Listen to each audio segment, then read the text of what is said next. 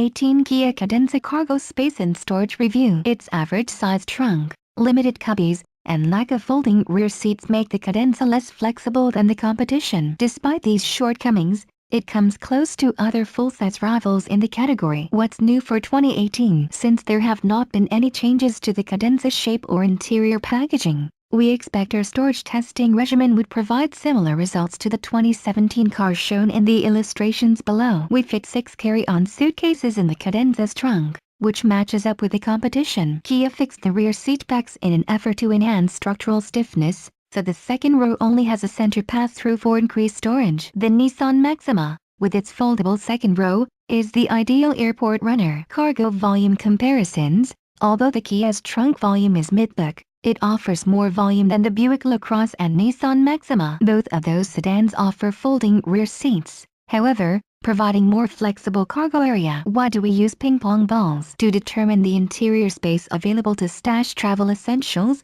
we've devised a range of measuring protocols. We use 6 beverage containers ranging in size and shape to gauge cup holder accommodation. We stack, stuff, and arrange 9 by 14 by 22 inch cardboard boxes to quantify the number of airline carry-on size suitcases that will fit in a trunk or folded seats cargo space. To measure irregularly shaped glove boxes, door pockets, and console bins, we fill each container with 1.5-inch diameter ping-pong balls. It's tempting to convert the number of spheres to a volume, cubic inches, but we resist that calculation because as with the box of tissues, 12-ounce can of soda, or gallon of milk you might stash in these compartments, there are voids between the balls. Random packing, our procedure, nullifies approximately 1/3 of the available space. The negative space between the balls could theoretically be reduced to 25% of an irregular shape with precise stacking, but while we might be pedantic, we're not crazy.